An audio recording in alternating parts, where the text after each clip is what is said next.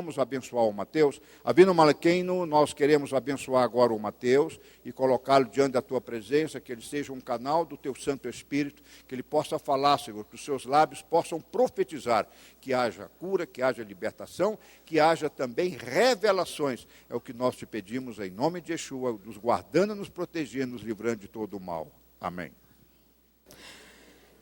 Bem, amigos, nós estamos no dia de Pêssar e mais tarde teremos aqui um memorial onde explicaremos sobre os elementos. O jantar foi exatamente ontem à noite, o jantar de Páscoa. Mas hoje eu gostaria de falar com você sobre um tema muito importante em relação a esta festa em específico. Meus irmãos, eu não sei em relação às outras festas do calendário de Deus que ele prescreve lá em Levítico capítulo 23. Mas Pêssar, eu tenho certeza que era uma festa celebrada não só pelos judeus, mas pelos primeiros seguidores de Yeshua, de Jesus.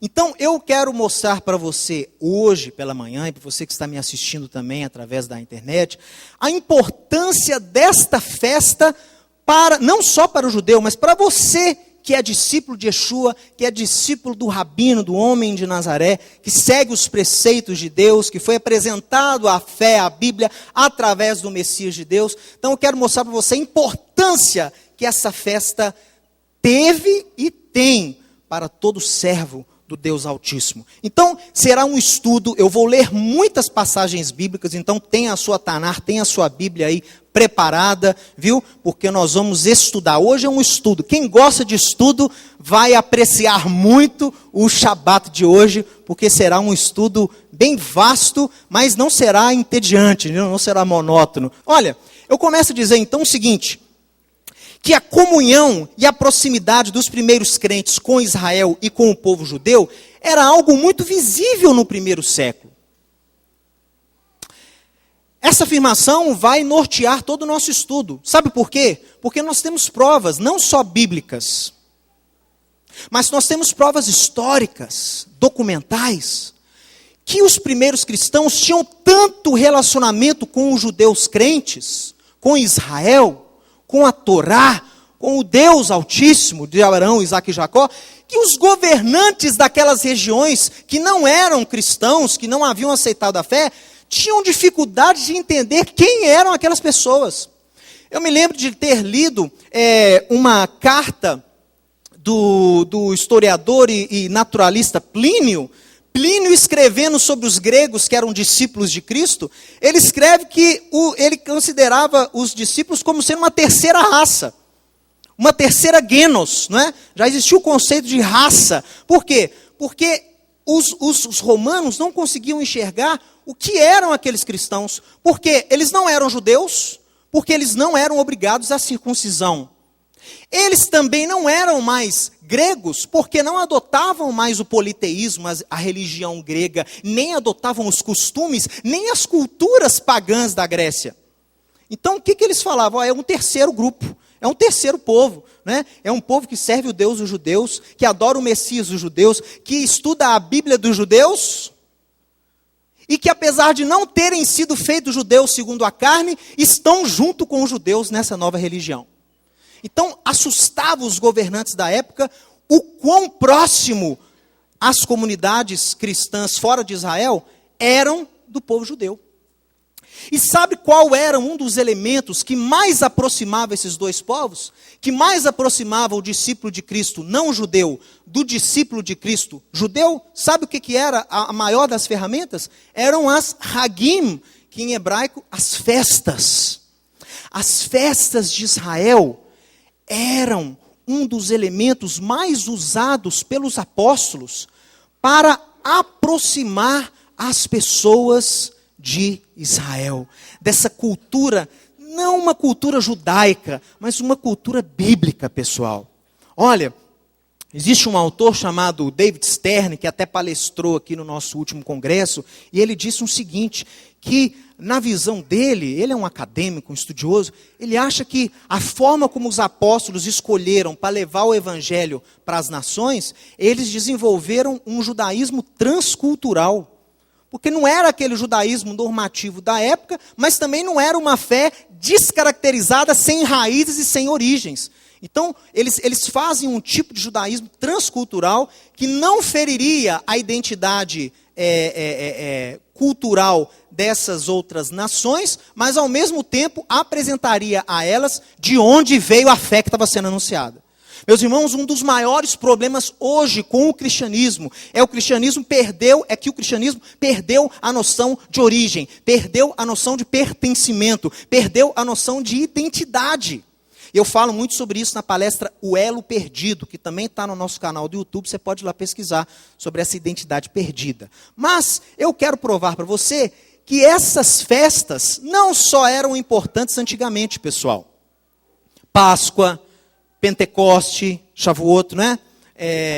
Sukkot, tabernáculo, o Shabat como uma das festas, Hanukkah, Purim. Então, são festas bíblicas que não só foram importantes no passado para você que é discípulo de Cristo, para os primeiros discípulos, crentes, mas elas são importantes hoje. Sabe por quê? Porque elas ajudam a deixar viva a nossa memória e nos ensinam sobre a nossa identidade em Cristo. Elas são elementos que nos conectam à nossa raiz, à nossa identidade, e também nos conectam às raízes, nos conectam a Israel, pessoal. É a prova para você que essas festas são importantíssimas. Elas são festas didáticas. Nós lemos aqui um pedacinho de Êxodo, capítulo 12, que é o texto que nós lemos hoje, que é Deus instruindo o Pêssar. Você vê lá que Deus fala, olha, isso vai ser estatuto perpétuo, essa tradição desse jantar com o cordeiro, com as ervas amargas e com o pão sem fermento. E quando o seu filho te perguntar, que festa é essa? Que coisa é essa? Você aí vai aproveitar a brecha e vai ensinar o que para o menino? Que nós éramos todos escravos, mas Deus nos libertou com o braço forte. Então essa era a moral da festa. Ele nos libertou para quê? Deus fala lá em Êxodo 20, para ser o meu povo. Vocês são meus. Eu tirei vocês da garra de Faraó para que vocês fossem meu povo. É uma identidade, você ganha uma identidade. O judeu ganhou uma identidade em Páscoa. Até então eles não tinham uma forma de governo, até então não tinham uma legislação, até então não tinham uma definição cultural. Mas a partir de Páscoa, Deus dá ao povo judeu uma identidade. Vocês são sacerdotes reais, nação santa. Deus proclama sobre Israel. E dá para eles a Torá, dá para eles essas festas. Por isso que essas festas são importantes, não só para Israel manter sua identidade, mas para você, que é discípulo de Yeshua, de Cristo, entender de onde vem a sua fé. Agora, já que eu disse isso aí, eu quero provar o meu ponto para você. Que eu estou dando uma palestra aqui, um ensino para pessoas inteligentes, pessoas que pensam, pessoas críticas. Então, eu quero analisar as Escrituras e a história, para saber se isso aqui realmente acontecia, para saber se realmente aqueles primeiros cristãos que não eram judeus guardavam algum tipo de festa judaica, em especial por causa do dia de hoje, se eles guardavam a festa de Pêssar. Será? Será que eles guardavam a festa de Pêssar? Gente que não é judeu. Será que tinha um jantar, pastor Jaime, com ervas amargas e pão ázimo? Será que, assim como os judeus, tiravam das suas casas o fermento por 7 dias? Será? Será que essa cultura israelita, judaica, foi ordenada, era cumprida, era guardada pelos discípulos de Cristo, não judeus? E será que isso era bênção para eles? Vamos analisar, então, algumas provas históricas e bíblicas do meu argumento inicial. Então, primeiro tópico que eu quero analisar com você é se houve ou não instrução apostólica para que os cristãos não judeus guardassem essa festa. Eu quero deixar claro uma coisa aqui para você. Meu amigo, existe um princípio no judaísmo, na Bíblia, chamado representatividade. Ou seja, se um rei, se um profeta, se um servo de Deus apontasse um representante para ir levar uma mensagem a determinado grupo, a forma como esse grupo trata a pessoa enviada reflete a forma como eles estão tratando quem, na verdade? Quem enviou. Isso chama princípio da representatividade. O enviado é igual àquele que o enviou, não é isso? Esse é o princípio, né? Se você, né? Nosso irmão Beck aqui, empresário do setor, uma firma de engenharia. Então, se o Beck não pode participar de uma reunião e manda o funcionário dele para poder representar numa reunião, a forma como aquela outra empresa trata e negocia com um representante é como se estivesse negociando com o próprio dono da empresa. E aquele representante ali naquela reunião representa 100% o nosso irmão Beck que o enviou. 100%. Então, meus amigos, se Yeshua treinou os apóstolos, passou anos com eles, ensinou, deu uma unção especial para eles, encheu-os do Espírito de Deus, para que pudessem dirigir, coordenar. E não só isso, quando Yeshua fala, Pedro, estou dando aqui na sua mão as chaves, para que você possa o quê? Presidir, legislar, aquilo que você permitir na terra, será permitido na terra, e aquilo que você permitir no céu, será permitido no céu, ou seja, ligar na terra será ligado no céu, né? Esse verbo original é permitir.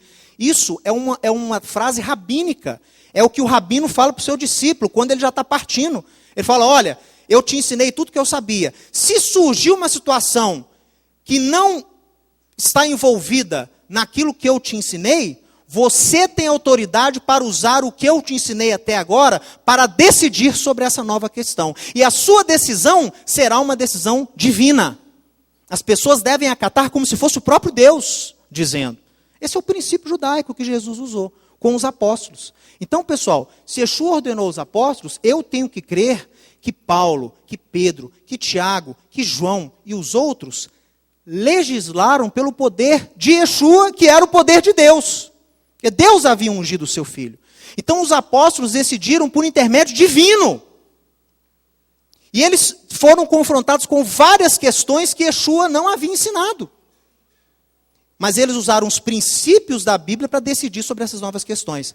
Todo judeu discípulo de Yeshua, que nós chamamos de judeu messiânico, todo judeu messiânico que não aceita as decisões apostólicas, não é um verdadeiro judeu messiânico. É falso.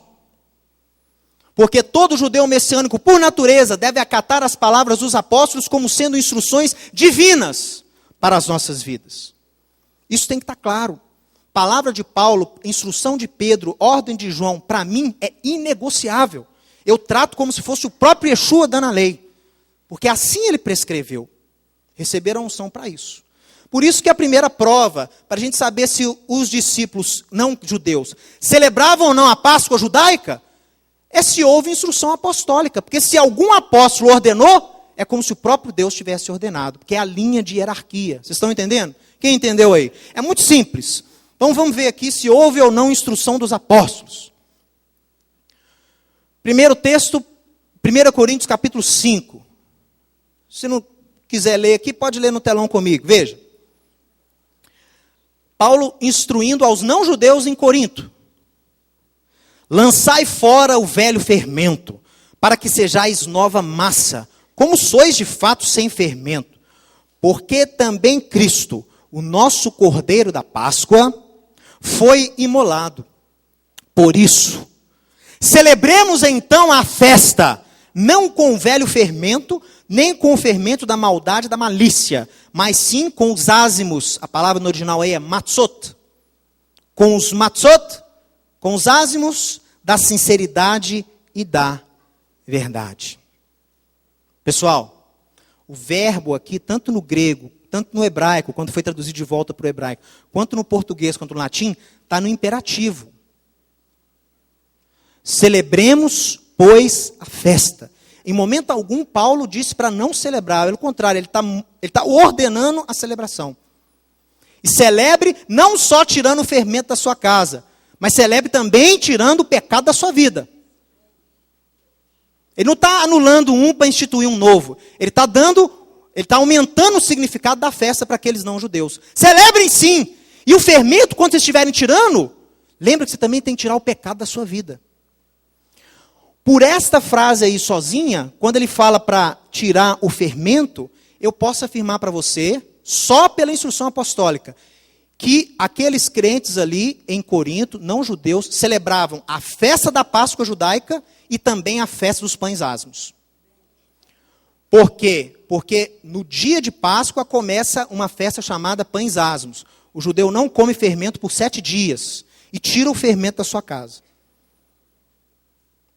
Eu vou provar para você que os primeiros cristãos celebravam não só o jantar de Páscoa, mas também essa festa aí do fermento. Não comiam fermento por 7 dias, como o judeu não come. Mais um texto apostólico, ainda Paulo para os coríntios. De fato, eu vos louvo porque em tudo vocês têm se lembrado de mim e têm guardado as tradições assim como eu as entreguei. Ele não usa a palavra ensino, atenção, ele usa tradição. Houve um ensino de tradições para aqueles não judeus. Não só doutrinas, que eles permaneciam também, Paulo elogia. Vocês têm permanecido na doutrina, parabéns. Aqui ele fala, vocês têm permanecido nas tradições que nós ensinamos para vocês. Parabéns. Ou seja, eram tradições que eles não guardavam antes. E foram ensinadas pelos apóstolos. Outro texto, ainda Paulo, em Tessalonicenses. Assim, pois, irmãos, permanecei firmes e guardai as tradições que vos foram ensinadas, seja por palavra ou por epístola, por carta. Então, mais uma vez, Paulo dando importância a essas tradições que os apóstolos estavam ensinando. Qual tradição? Uma delas, Pêssar, a Páscoa. Como Paulo fala lá em 1 Coríntios 5. Tradição de tirar o fermento de casa, tradição de fazer um jantar em família na noite de Pêssar. Isso é tradição.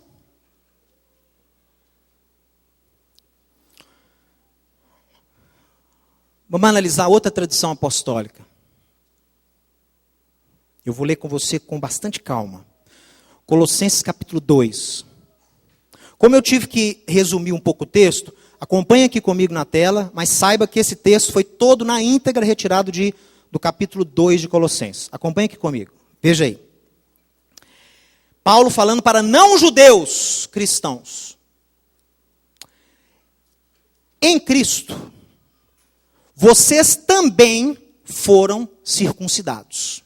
Olha isso, pessoal. Em Cristo, vocês também foram circuncidados. Não por intermédio de mãos, mas no despojamento do corpo da carne, que é a circuncisão de Cristo. Para aí agora e olha para mim. Se Paulo está ensinando aqueles não judeus, não circuncidar, eles eram incircuncisos. Paulo vira para ele e fala assim, olha, vocês também foram circuncidados. Mas a circuncisão de vocês foi a circuncisão de Cristo, que mudou a natureza de vocês, que extirpou de vocês aquela natureza carnal do pecado, fez vocês povo de Deus. Vocês também foram circuncidados, mas a circuncisão de vocês é a circuncisão de Cristo. Ou seja, Paulo estava comparando-os com quem? Com os judeus. Quando ele fala, também vocês foram circuncidados, além dos judeus. E olha o que ele fala depois. Olha que coisa impressionante. Ninguém, portanto, já que vocês foram circuncidados por Cristo, ninguém, portanto, julgue vocês por causa de comida, bebida, dia de festa, ou dia de lua nova, ou Shabat. O que são essas coisas que eu estou dizendo, hein, gente? Julgar vocês porque vocês fazem distinção de comida, distinção de bebida, porque vocês celebram o Shabat, porque vocês celebram o dia da lua nova. Quem celebrava a lua nova? O romano? Quem celebrava Shabat? O grego? O judeu. São essas todas as tradições judaicas. Que de acordo com o início do argumento, quando Paulo fala, vocês também foram circuncidados na circuncisão de Cristo, portanto, não deixem que julguem vocês, porque vocês guardam Shabat, porque vocês guardam lua nova, porque vocês guardam festas. que Paulo está querendo dizer, hein, pessoal? Que eles estavam sendo julgados, ou por quem era circuncidado, ou por quem não era, dizendo o que para eles? Qual era o ataque que esses cristãos estavam recebendo? Vocês não são circuncidados, vocês não são judeus, vocês não podem guardar essas coisas. Esse era o argumento. Vocês não são judeus, não têm o direito de guardar essas festas. Eu até acho que esse ataque que eles estavam recebendo eram de judeus, os do partido da circuncisão, né? Eram judeus crentes, mas os mais legalistas lá da turma.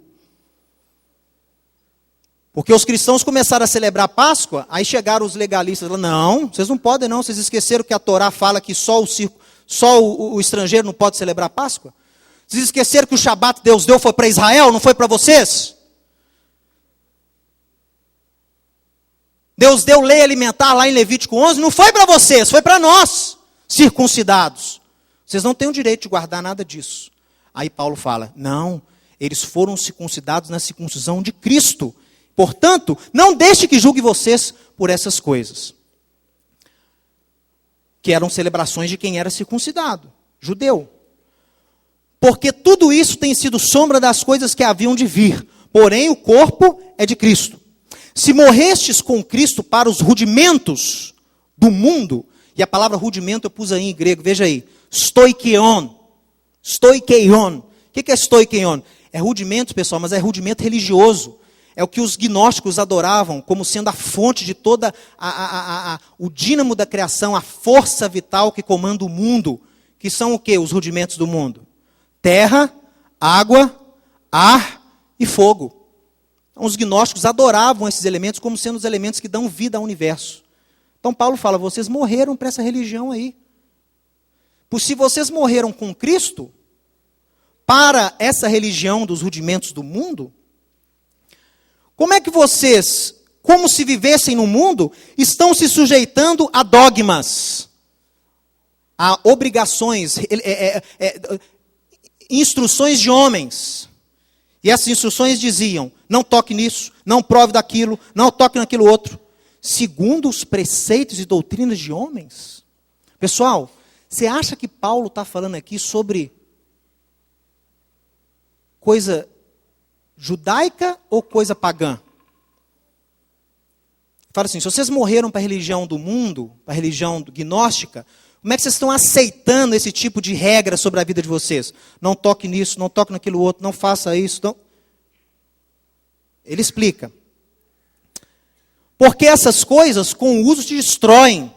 Tais coisas têm aparência de sabedoria, como o culto de si mesmo e falsa humildade, de rigor ascético. Todavia, não tem valor algum contra a sensualidade.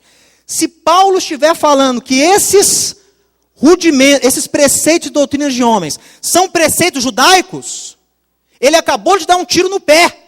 Porque como é que ele manda lá em Corinto celebrar a Páscoa? Como é que ele fala lá em Romanos que a lei é boa, o mandamento santo, justo e bom? Como é que ele ensina a Timóteo que toda a escritura é apta para preparar o varão para o bom serviço no reino? E depois fala para essa comunidade aí que esses preceitos judaicos são falsos.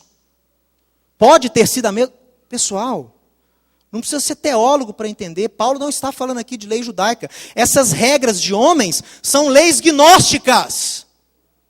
O gnóstico era proibido de comer animal.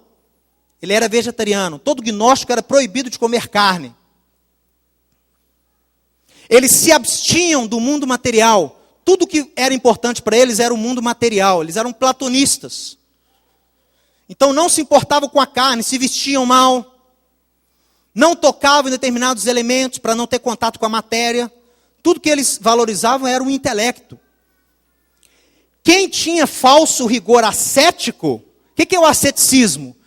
É o camarada que não aceita tocar em nada, que não faz nada, que mora isolado, que não se contamina. Paulo fala, essa religião falsa que prega essas coisas, isso não leva a lugar nenhum, isso é hipócrita. Porque não tem valor contra o pecado. Não muda nada a natureza do sujeito. Então, essa é uma prova apostólica que Paulo está o quê? Defendendo a guarda dessas tradições em amarelo, e não, em hipótese alguma, como o cristianismo tem pregado por 2000 anos, Paulo não condenou essas festas. Pelo contrário, para mim isso é prova do que eles celebravam. Isso aqui é grave, hein? Porque por isso aqui eu estou vendo que eles celebravam Shabat, que eles celebravam festas de lua nova, que eles celebravam as regras alimentares dos judeus, que eles celebravam festas. Isso aqui é grave. Deixe que os teólogos se virem com Paulo. Não é problema meu. O problema meu é provar a história. Com o argumento do capítulo, Paulo não estava condenando essas coisas, e sim defendendo-as. Basta você interpretar o capítulo inteiro, principalmente esse texto inicial que eu pus lá em cima. Vocês também foram circuncidados, não se deixem julgar.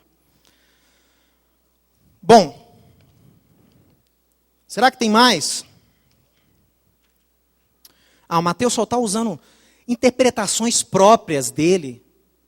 É porque ele é judeu, está puxando a sardinha para ele. Então ele interpreta o evangelho como qualquer judeu interpretaria, puxando para o lado dele.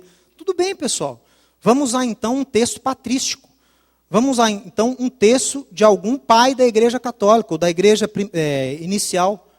Vamos ver se existe algum registro histórico que todos vocês podem acessar, que não seja tendencioso como Mateus. Vamos ver. Leia esse texto comigo. Olha só. Nós observamos o dia exato, sem tirar nem pôr.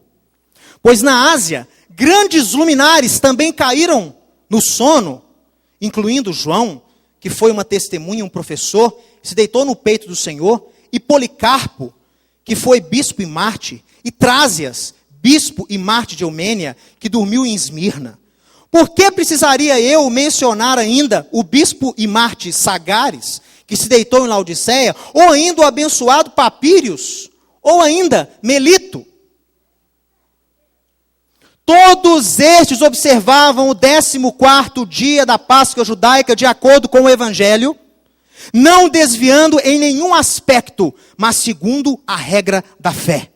E eu também, Polícrates, o menos importante de todos vocês, faço de acordo com a tradição dos meus pais e os meus parentes. Eu pus aqui em parênteses que ele era de uma família de líderes da igreja. Ele era o 8º na linhagem.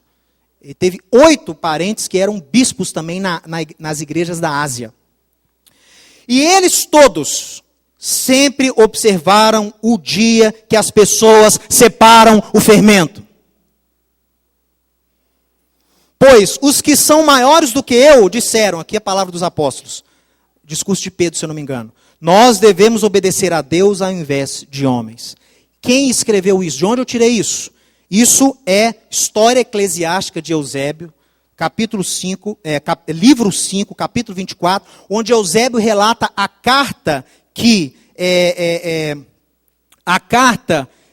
esse Polícrates escreveu para o primeiro bispo de Roma, o Papa Vítor I. O Vítor I foi o primeiro bispo de Roma. Nessa época aqui, pessoal, o Vítor I, primeiro bispo de Roma, já estava dando ordenanças para as igrejas para poderem se distanciar de tudo que era de origem judaica. E a grande parte dos bispos da Ásia, da Turquia, que foram comunidades criadas pelos próprios apóstolos, e ele começa falando aqui, puxando a sardinha para a cidade dele, que era Éfeso. Esse Polícrates era o bispo de Éfeso. E ele fala que, olha, eu não sou um Zé Ninguém, não. Na minha cidade, o meu legado, aqui morreu João, aqui morreu outros, ele cita aí. E olha o tanto de bispo que ele cita, pessoal. E eu ainda resumi o texto para caber numa tela só. Ele cita vários outros nomes. E no final, onde eu resumi ali, ele fala assim, e eu sei de dezenas de outros bispos que também não aceitaram a vossa mudança. Ele estava escrevendo para o Papa, dizendo que ele não aceitava a mudança de Páscoa. Que era uma tradição que ele falou que aprendeu com quem? Com os apóstolos. O que era que ele aprendeu, hein, pessoal? Celebravam no dia 14 de Nissan um jantar, e não só isso, retiravam das suas casas o fermento. Olha o que ele diz. Eu e meus parentes sempre observamos o dia em que as pessoas separam o fermento. Isso é uma festa judaica chamada de Matzot. Isso é prova histórica. Ele escreveu isso aqui no século II. Acho que foi 170 e alguma coisa. Final do século II.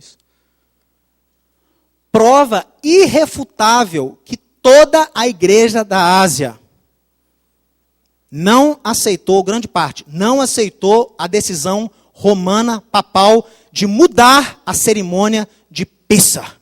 Porque Roma fez duas coisas, olha, eles mudaram a data, colocando o quê? Para o primeiro domingo, depois do solstício de primavera. Tem uma data aí que eles estipularam para cair Páscoa. E mudaram o simbolismo da Páscoa.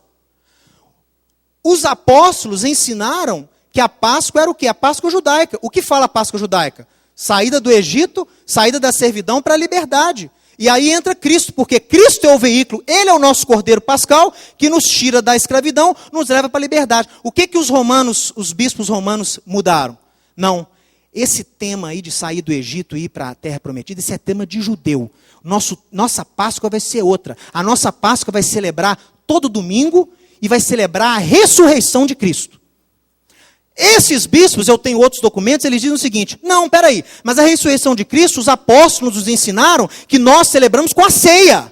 A Eucaristia é o dogma apostólico que celebra a ressurreição de Cristo. Nenhum apóstolo jamais ordenou que celebrasse Páscoa celebrando a ressurreição de Cristo. Isso não é apostólico, isso não é bíblico.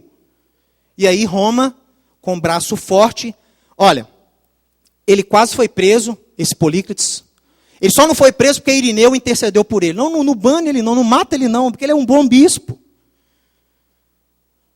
Mas Roma decidiu, expulsou, exilou todo bispo que ainda não acatou a decisão romana de mudança de Páscoa e queimou todo o documento de ensino desses bispos que atestava que a igreja guardava essa Páscoa judaica. Então essa é uma prova irrefutável histórica. Tem muitas outras, citei mais alguma aqui para você, olha aqui. Esse Melito que ele cita lá, que o Porígrafo cita, que é lá ele fala, Melito o eunuco, é o nome dele. Ele era bispo de Sardes, na Turquia. E ele escreveu, pessoal, ainda no 2º século, ele escreveu, gente, isso é fantástico, ele escreveu uma homilia, uma liturgia, para ser lida e declarada no jantar de Páscoa.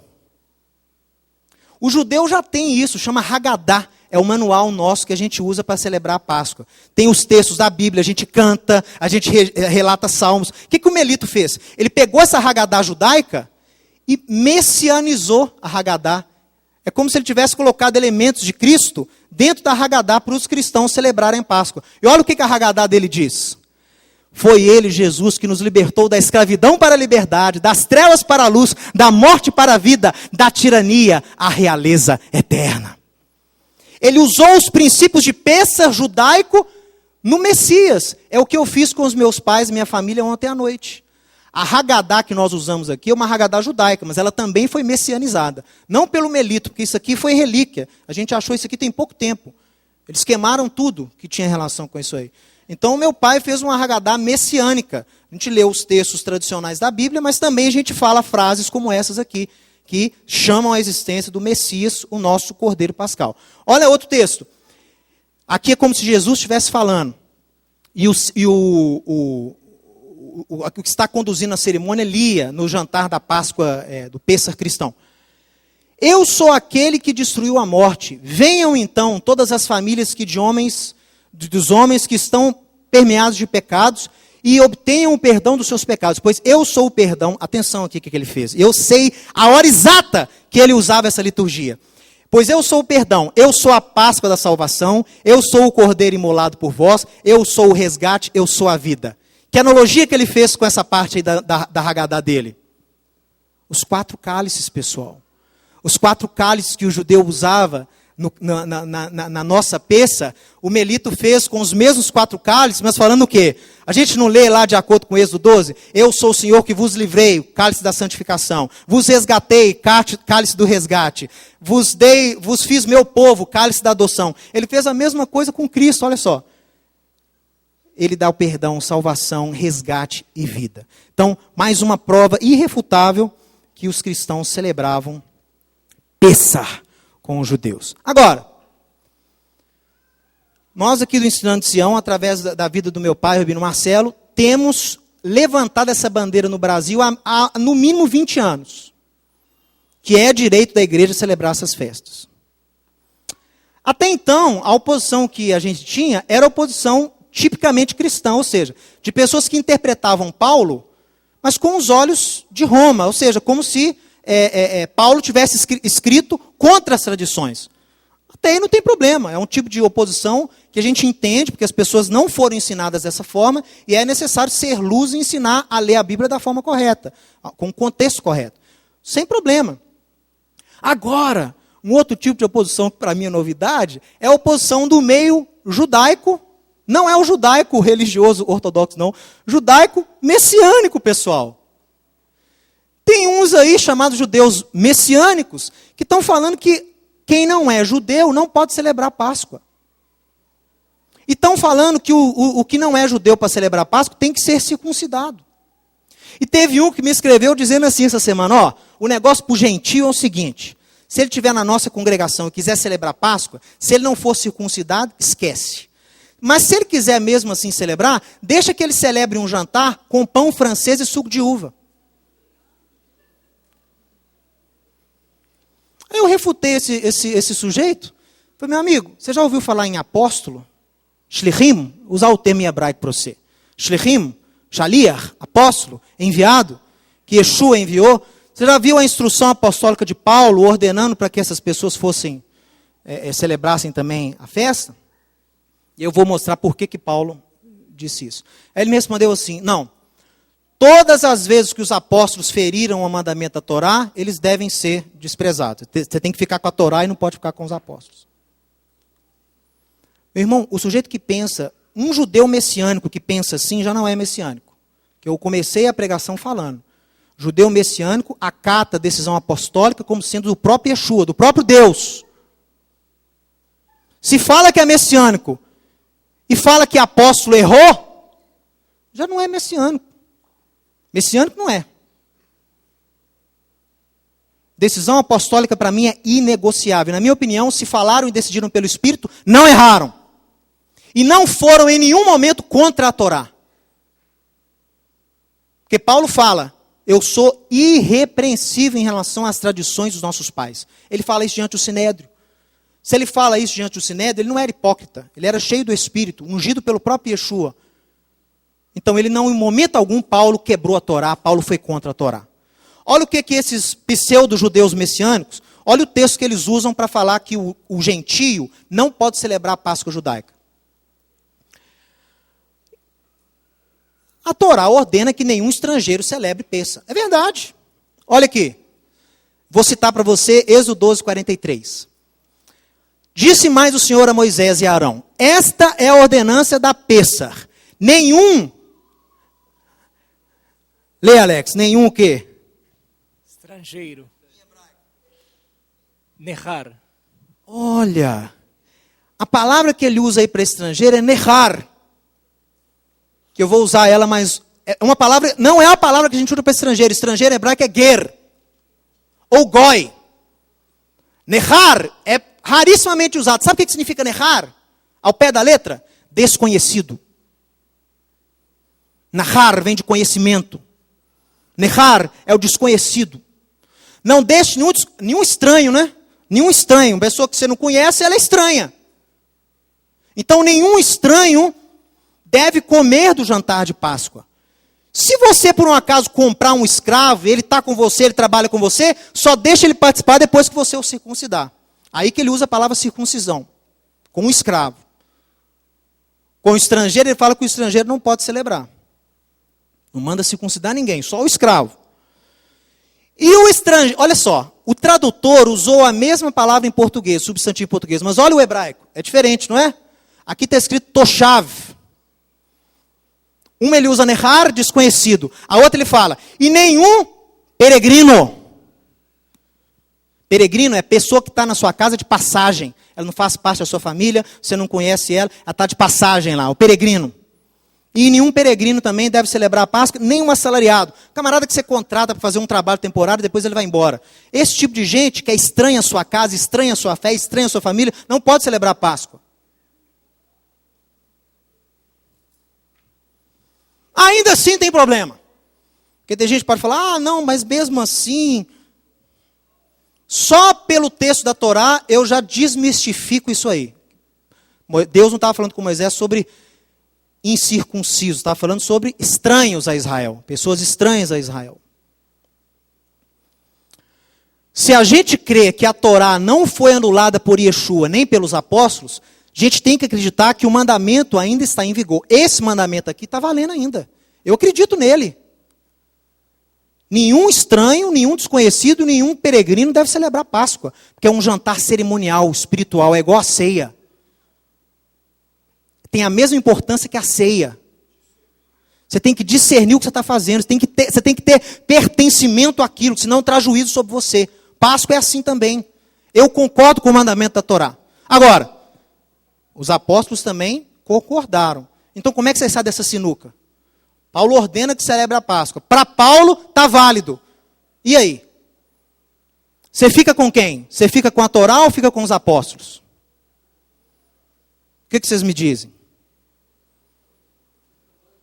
Amigo, fica com os dois, porque os dois falam a mesma coisa, os dois estão no mesmo propósito, um não está indo contra o outro. Veja aqui, olha a midrash que os apóstolos fizeram. Paulo pensou nesse texto de Isaías, eu vou ler bem rápido. Aos estrangeiros, neharim, olha aí, mais uma vez ele usa a palavra nehar, aos desconhecidos de Israel,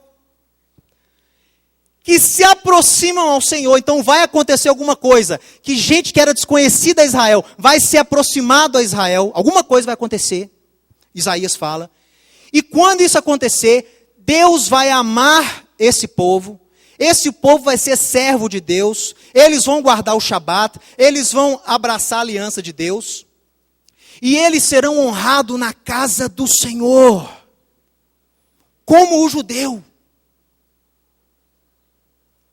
Ainda congregarei outros aos que já se acham reunidos. Isaías profetiza que no futuro seria possível uma aproximação de estrangeiros à comunidade de Israel. Uma vez aproximados, eles seriam coparticipantes com os judeus das alianças, das promessas, da eleição de Deus. Se Isaías estivesse falando aqui da circuncisão, não precisaria da ajuda de Deus. Porque qualquer incauto, qualquer tolo na antiguidade, se circuncidasse e começasse a guardar toda a Torá, ele virava um prosélito. E o prosélito era o quê? Era a pessoa que se convertia via circuncisão à fé judaica. Essa é a definição de prosélito. Alguém que abraça uma religião que não era a sua, e essa palavra é usada no Novo Testamento cerca de 2 vezes, nas 2 vezes em sentido negativo, para falar o que uma de Yeshua falando o que os fariseus fazem, né? Vocês andam léguas e léguas para fazer um prosélito, depois que vocês conseguem, vocês tornam ele 2 vezes mais filho do diabo que vocês. E a outra, do famoso Nicolau, um dos diáconos lá da igreja de Jerusalém, que era Nicolau o prosélito. Vai ler Apocalipse 2 para ver o que ele virou depois. Pessoa que tinha se convertido ao judaísmo antigamente. Então Isaías não está falando aqui de conversão de circuncisão. Está falando de um milagre que vai acontecer. Então vamos ver esse milagre. Paulo fala aos Efésios no capítulo 2. Portanto, lembrai-vos que outrora, vocês, gentios na carne, ou seja, vocês que não eram judeus, chamados incircuncisão, olha só, gente, não parece com os dias de hoje? Paulo escreveu, o Espírito Santo está nos ajudando hoje, gente. Porque os problemas que os apóstolos resolveram lá, eles estão querendo insurgir com os problemas hoje, como se nada tivesse sido decidido. Já foi decidido. O que Paulo diz? Vocês estão sendo chamados aí de incircuncisão por quem é circuncidado? Saibam vocês que naquele tempo, realmente, vocês estavam sem Cristo, separados da comunidade de Israel, e o quê? Nehar, estranhos, aí no original é desconhecidos, desconhecidos das alianças da promessa. Ou seja, vocês estavam longe. Vocês não eram conhecidos por Israel. Vocês não eram conhecidos das promessas, das alianças, eram estranhos. Olha o que Paulo diz. Mas agora, em Yeshua, você que estava longe, foi o quê? E qual que é a palavra lá de Isaías? aos que se aproximam, é o mesmo verbo. Paulo está falando que Cristo é o cumprimento de Isaías capítulo 56. Ele aproxima o não-judeu à casa de Israel, não via circuncisão, mas pela circuncisão de Cristo, que é o novo nascimento para o gentio. Então Paulo fala, agora em Yeshua, você foi aproximado pelo sangue de Cristo. Aproximado a quem, gente? Aqui, ó. Se você sem Cristo estava separado da comunidade de Israel, em Cristo você foi aproximado a ela, pelo sangue de Cristo. E Yeshua evangelizou paz a vocês que estavam longe e paz também a nós que estávamos perto. Porque por ele, ambos temos acesso ao Pai em um Espírito. Assim, já não são estrangeiros, nehar, ou peregrinos, toshav. Vocês são concidadão dos santos, sois família de Deus. Pessoal, Paulo usa as mesmas palavras de Êxodo 12. Não pode deixar o estrangeiro nem o peregrino. Ele fala, em Cristo você não é mais estrangeiro, você não é mais peregrino. Você é a família de Deus com os judeus crentes. Não precisa ser circuncidado. Você tem acesso. Cristo pagou esse preço para que você tivesse acesso. Então assim os apóstolos resolveram esse problema. Tem um texto aqui que eu não vou ler. Volta aqui. Aí tem gente que fala assim, tá bom. Aqui na congregação judaico-messiânica, aqui a gente não obriga o gentio a circuncidar, não.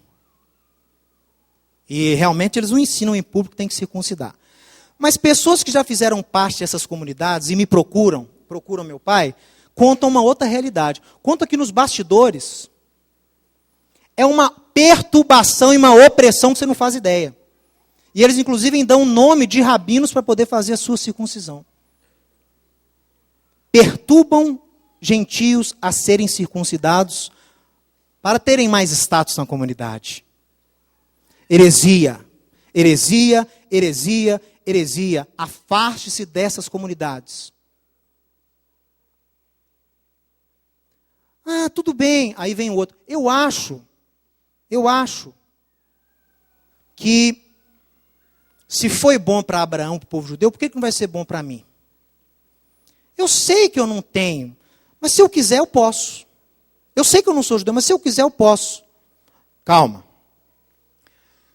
Circuncisão por motivos médicos, medicinais, é um procedimento que é muito feito nos Estados Unidos, no Panamá, aqui no Brasil. Nos Estados Unidos a criança, o bebê, menino, é circuncidado automaticamente, seja judeu ou não. Grande parte da população masculina americana é circuncidada. Não tem problema nenhum, pessoal. Não estou falando também do descendente de judeu que quer voltar à fé judaica, assim como foi Timóteo. Paulo mesmo circuncidou Timóteo. É um caso específico. Agora, gente que não é judia e quer ser circuncidado, não por razões médicas, nem por outra razão qualquer, mas simplesmente para ter um status pessoal maior, para achar que está entrando na aliança, isso foi proibido pelos apóstolos. Olha o que Paulo escreve. Ande cada um conforme Deus o tem chamado. É assim que ordeno as igrejas, é ordenança. Foi alguém chamado estando circunciso? Não desfaça a circuncisão. Foi alguém chamado estando incircunciso? Não se faça circuncidar. Cada um permaneça na vocação que foi chamado. Ordenança apostólica. Não tem rodeio, não tem coré-coré, não tem lábia. É ponto final. Já foi decidido. Mas eu acho, não importa o que você acha, meu irmão. Achismo está destruindo o movimento judaico-messiânico hoje em dia. Cada um acha uma coisa. Verdadeiros ignorantes que não sabem nada de Novo Testamento, nada de apostolado, nada de midrash de Paulo, nada de ensino apostólico, e fica tentando aplicar princípio normativo judaico moderno na comunidade judaico-messiânica. Isso é balela, isso é tolice. Se nós não formos experts na doutrina dos apóstolos, na Torá dos apóstolos, nós fracassaremos como movimento judaico-messiânico. Porque a Torá dos apóstolos é a Torá que é importante para nós. Lá em Atos capítulo 2, diz o segredo daquela comunidade em Jerusalém, que só tinha judeu. Lá diz, e perseveravam na doutrina dos apóstolos. Doutrina em grego é didache, é instrução. Em hebraico, Torá. É a tradução do grego para a palavra Torá, é didache. Ou seja, Lucas escreveu, perseveravam na Torá dos apóstolos. Torá dos apóstolos, pessoal, é isso aqui que foi decidido. Ó. Isso para mim é divino. Se ligar na terra, está ligado no céu, isso aqui é divino para mim. Se isso aqui foi inspirado pelo Espírito de Deus, isso é divino. Qualquer pseudo-judeu messiânico que perturbe você a ser circuncidado por nenhum motivo médico ou biológico, ou sei lá o quê, corra dessa pessoa, que ele é um falso judeu messiânico. Além de ser falso messiânico, provavelmente é falso judeu. Porque judeu que é judeu mesmo não tem essas locubrações. Judeu que é judeu mesmo estuda. Sabe o Novo Testamento, sabe os ensinos de Yeshua, sabe os ensinos apostólicos. Judeu messiânico de verdade. Saia fora desse grupo. Gente que manda você deixar crescer barba. Gente que ordena você vestir de preto. Gente que muda o seu nome. Todos os que fazem isso estão indo contra a doutrina apostólica. Indo contra um mandamento divino. Escrito em Atos, capítulo 15, pela boca de Tiago, irmão de Yeshua, que cheio do Espírito declarou: não devemos perturbar aqueles que dentre os gentios se convertem a Deus. Você que não é judeu e está se convertendo a Yeshua, ao Deus de Israel, você não está se convertendo ao judaísmo não, meu irmão. Não existe conversão ao judaísmo messiânico, não. Você se converte a Deus, como os apóstolos nos ensinaram. O gentio se converte a Deus, por isso chamar gentio de prosélito é idiotice. Prosélito. Além de não conhecerem o ensino apostólico, não dão autoridade a ele, pessoal. Você já viu algum apóstolo chamando os coríntios, os gálatas, os colossenses de prosélitos, Alex? Você já viu algum apóstolo mencionar essa palavra? Se dirigir a quem não é judeu, prosélito? Isso no judaísmo, quem faz isso é quem não é judeu. Porque no judaísmo, pessoal, você falar que alguém é convertido ao judaísmo é uma forma de humilhá-lo. Porque pela halahá eu tenho que tratar o convertido da mesma forma que é o judeu natural. Mas na prática isso não ocorre. Na prática o convertido vai ser sempre desprezado, sempre rebaixado. Porque ele é convertido ao judeu, ele não nasceu judeu. Então tem esse papo de prosélito não. Isso não é apostólico, isso não é bíblico. Tá? O gentio se converte a Deus. E você não deve perturbar os gentios, não deve mudar o nome dele.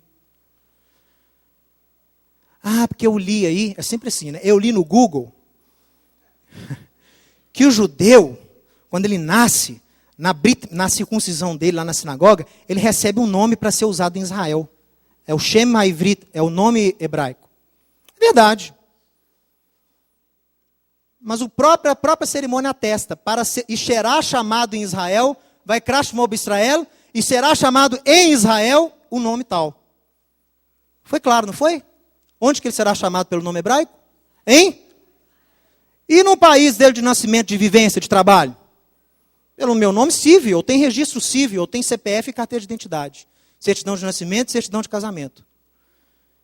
Se eu fosse um louco, incauto, eu ia inventar um nome hebraico para mim. Eu não preciso que meu nome já é hebraico. Mas vamos supor que eu, quando na minha circuncisão, recebi o nome de David. David ben Mordecai seria o meu nome. Para ser usado em Israel. Aí eu cismo de usar aqui com vocês no Brasil, escrevendo, pregando na internet. Agora eu sou Davi. Davi ben Mordecai. Olha, judeu, hein? Ben Mordecai. Quer mais judeu que isso? Aí eu assino Davi ben Mordecai, eu escrevo o livro Davi ben Mordecai. Livro tudo bem, né? Que é pseudônimo. Pessoal, isso é falsidade ideológica. Primeiro que o meu documento lá que eu recebi na minha circuncisão não tem valor civil no Brasil. Não, vocês entendem isso? Ele tem valor civil em Israel. No Brasil, não. Brasil a gente usa o nome de diáspora. Então, se fosse você mudar o nome, a gente vê na internet esses nomes mais... E gente é tão ignorante que pega nome hebraico de mulher quando a pessoa é homem. Outro dia me escreveu um aí, nome de mulher. Pessoal, o judeu de verdade vê essas coisas e dá gargalhada, porque isso é ridículo. dar gargalhada. Nós nunca iremos alcançar Israel com essa hipocrisia, com essa infantilidade, com essa criancice, com essa ignorância. Israel não precisa disso. Invenção de nome hebraico, vestir preto, deixar crescer barba. Aí fica com essa infantilidade, proíbe você de falar o nome de Jesus, tem que falar só Yeshua. Não pode falar Deus, tem que falar só Eterno. Não pode falar igreja, tem que falar só Kahal. Se vier para a minha comunidade, se foi batizado no nome do Pai, do Filho e do Espírito Santo, tem que ser rebatizado para quebrar a aliança da Trindade. Que idiotice é essa? Que infantilidade é essa? Por um acaso, esses tolos que ficam com esse autoritarismo, quando foram libertos lá das promiscuidades do mundo, clamaram pelo nome de Yeshua ou pelo nome de Jesus? Me responda. Eles nem sabiam o que era judeu messiânico, nem sabiam o que era hebraico. Estavam lá afundados no pecado e foram libertos e clamaram por quem? E quando adoravam lá nas suas igrejas evangélicas, protestantes, batistas, luteranas, presbiterianas, adoravam a Deus. E foram batizados para a remissão dos pecados, um batismo válido. Porque o batismo é de acordo com o coração, não existe fórmula mágica. Eu sei da fórmula apostólica para o batismo, mas eu não vou fazer disso uma doutrina e cair no ridículo de anular o batismo verdadeiro de uma pessoa que realmente arrependeu naquela hora ali, para poder batizar de novo usando a fórmula certa. Pessoal, isso é esquisitice, isso é idiotice, isso é anti-apostólico. Eu falo, pelo amor de Deus, chequem com as escrituras o que essas pessoas têm falado. Porque a ignorância é a porta que eles têm para entrar. Ignorância e rebeldia.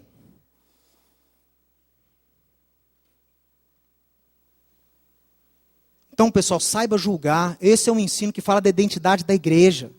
Entendeu? E esse próximo texto, já tem que terminar. Mas olha só, esse próximo texto, olha o que Paulo ensina, pessoal.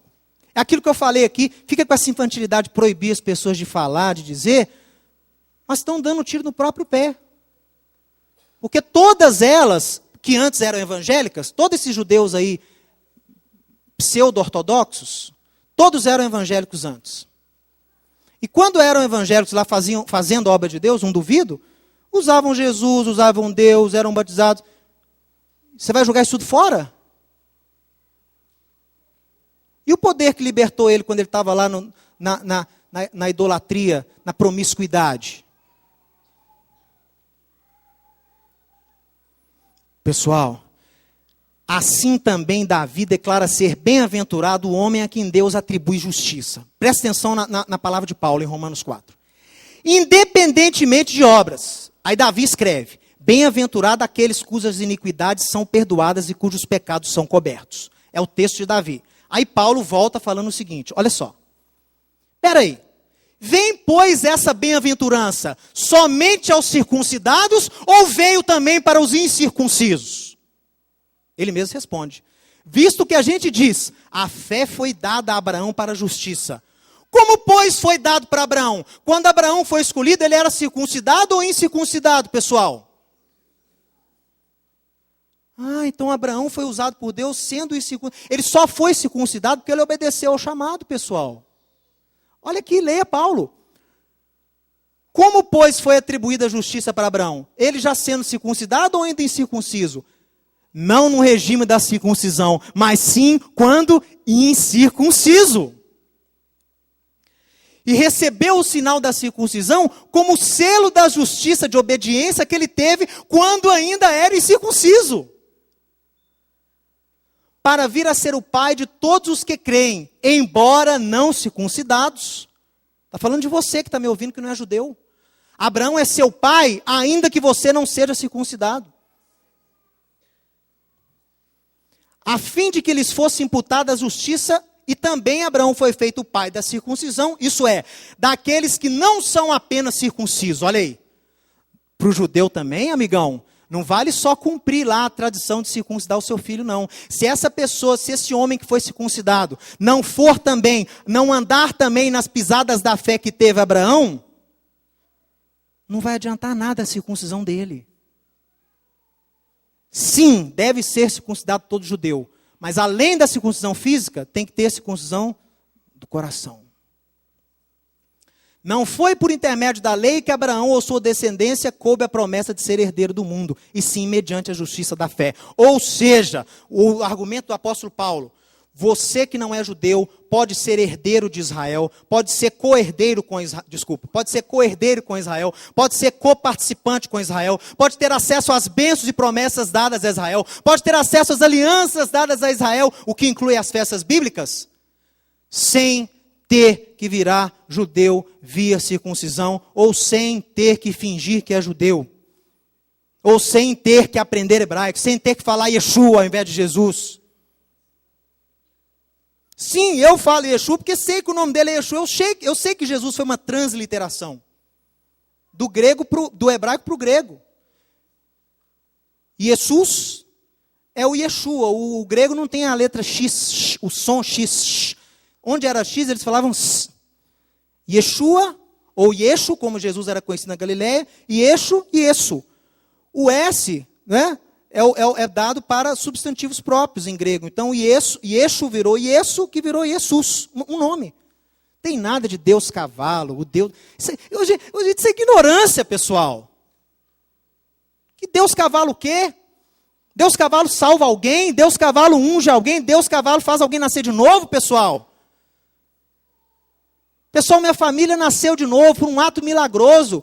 E a mulher que evangelizou meu pai clamou pelo nome de Jesus sobre a vida dele. E meu pai, quando orou lá sozinho, num quarto, entregando a vida dele a Deus, ele invocou o nome de Jesus e disse: Cordeiro de Deus que tira o pecado do mundo, tira o pecado da minha vida. Hoje sabe que o nome de Jesus é Yeshua. Hoje sabe que é transliteração do grego. Mas se importa que isso é irrelevante.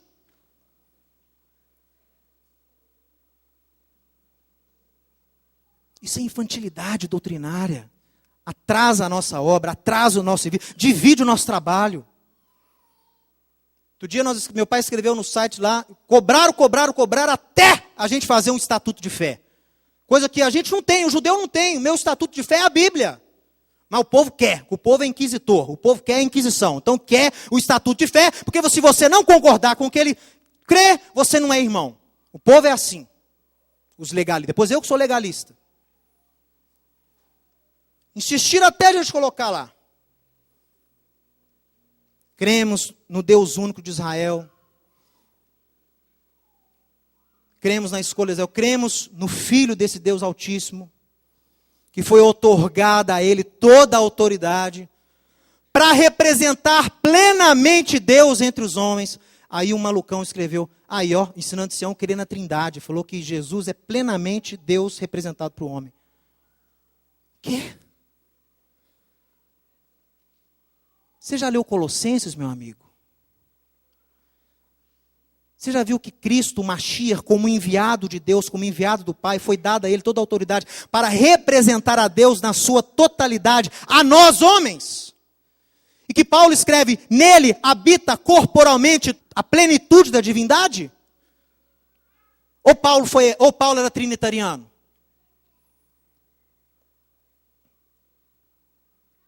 Meu amigo, essa ignorância faz com que as pessoas pequem até em relação à natureza de Cristo. Por quê? Porque ficam aplicando conceitos judaicos modernos hoje.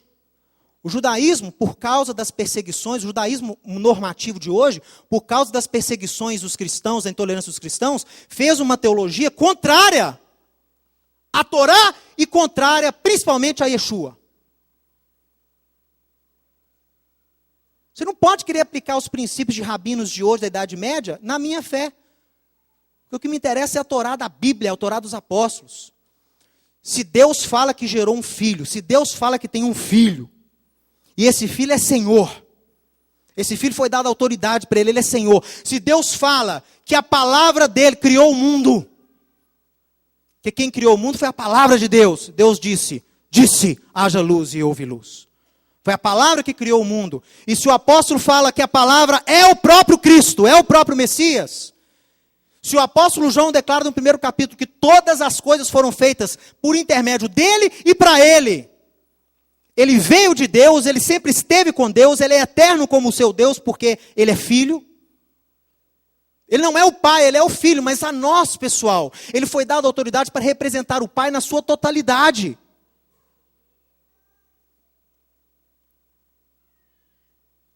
Por isso que Paulo fala que em Cristo habita a plenitude da divindade de Deus. Por quê? O Deus que você conhece é só através de Yeshua. Você só consegue se relacionar com Deus por causa do Filho. Porque Ele revela o Pai para você. Você não tem como chegar a Deus se não for por intermédio do Filho, do Messias, de Cristo. Por isso que Isaías chama Ele de Deus forte. Porque Ele representa Deus para nós.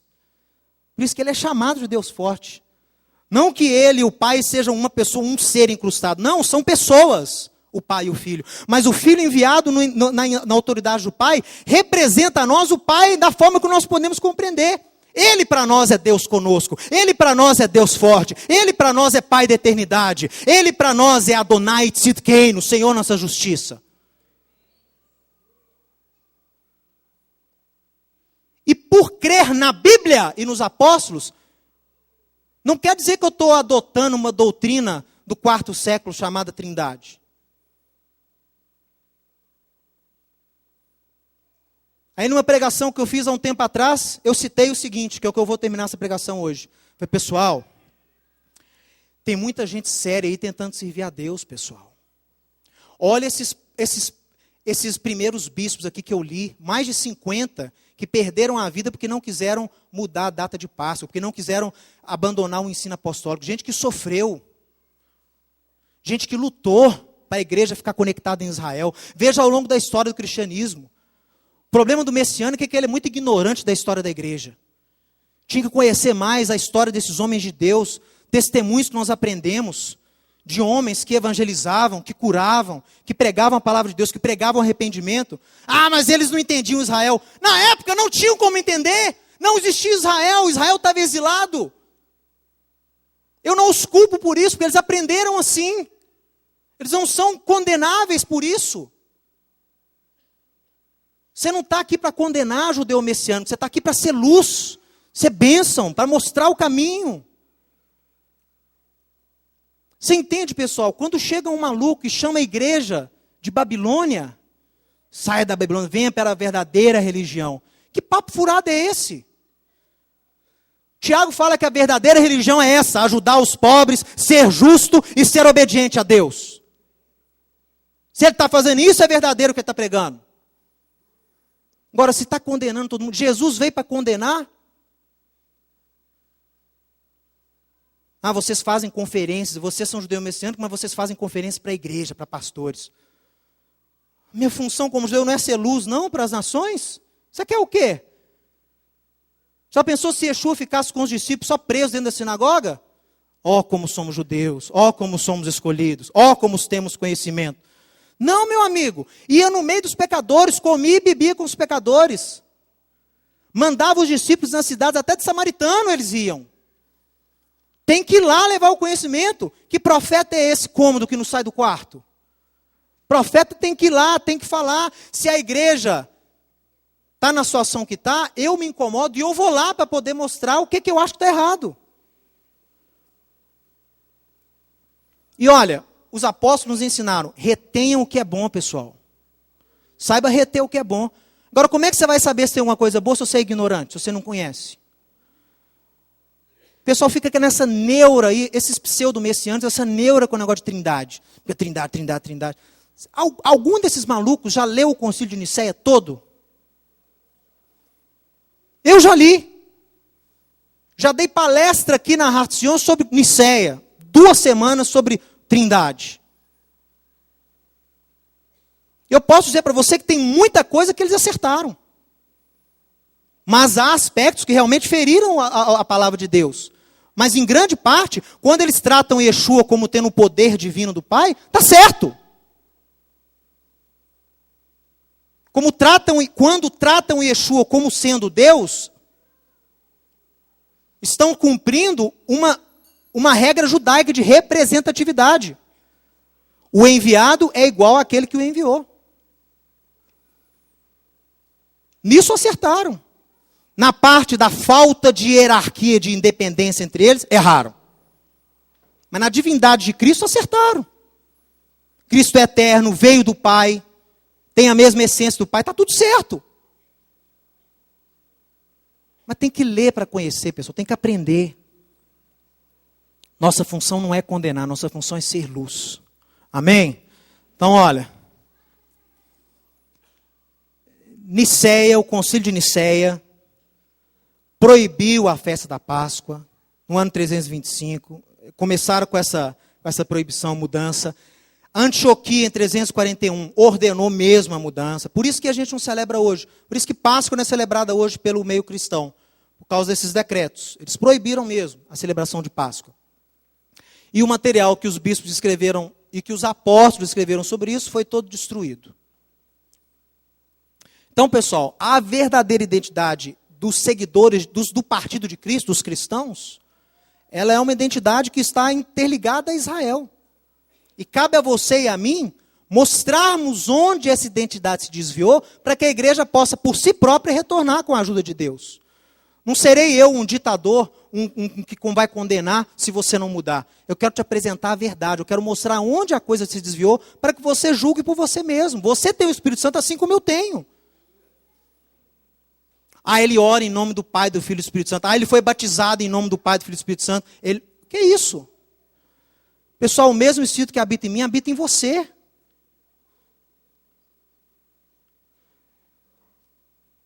O verdadeiro movimento da restauração traz luz e mostra os desvios doutrinários para que haja uma mudança. Assim como na parábola das sementes, Mateus 13, ou na palavra de Yeshua sobre as igrejas do Apocalipse, deve-se entender que houve e há, ao longo da história, pessoas sérias e zelosas buscando servir a Deus, nem sempre obtendo êxito por falta do conhecimento. Temos que levar com amor e autoridade a palavra da verdade, não julgando todo mundo, nem condenando todo mundo, mas sendo luz e mostrando o caminho a ser seguido. Seja comigo um agente da restauração das raízes da igreja. Como Yeshua fez lá em Apocalipse, mostra onde eles caíram, pessoal. Você já estudou as igrejas do Apocalipse? Cada uma com um problema mais cabeludo que o outro. Jesus chegou condenando todo mundo? Chegou arrebentando com todo mundo? Não. Jesus ainda trata-os como igreja. Porém ele fala, olha, vocês caíram aqui, vocês erraram aqui, arrependam-se. Senão eu vou ter que mover o candeeiro de vocês. Mas eles eram tratados como igreja. Por quê? Porque havia pessoas sérias ali dentro. Apesar da liderança corrupta, apesar da teologia distorcida, tinha pessoa séria ali dentro. E ainda era povo de Deus. E Jesus entra admoestando, olha, arrependa-te, vocês caíram aqui, vocês mudaram aqui, vocês erraram aqui, volta então à boa prática das primeiras obras. Yeshua fala da parábola, eu não tenho tempo aqui para falar, das sementes. Pessoal, tirando a semente que caiu lá fora do caminho, que os pássaros comeram, as outras 3 cresceram. Semente representa a vida do crente. Tem gente que está crescendo. Tem gente que foi plantado numa teologia de rocha, que não está conseguindo crescer muito. Tem gente que é sufocado por espinhos de Roma, mas está tentando crescer. Por que ao invés de você chegar lá e cortar, você não tira a rocha? Você não poda os espinhos para eles? Por que você chega lá e corta? E mesmo que deu fruto, não deu fruto igual. Um foi a 30, um a 60 e um a 100 por um. Então saiba respeitar a diversidade. Saiba ser mais tolerante. Porque com esse discurso infantil e intolerante que muitos judeus messiânicos têm feito, o movimento não vai prosperar. Amém? Graças a Deus.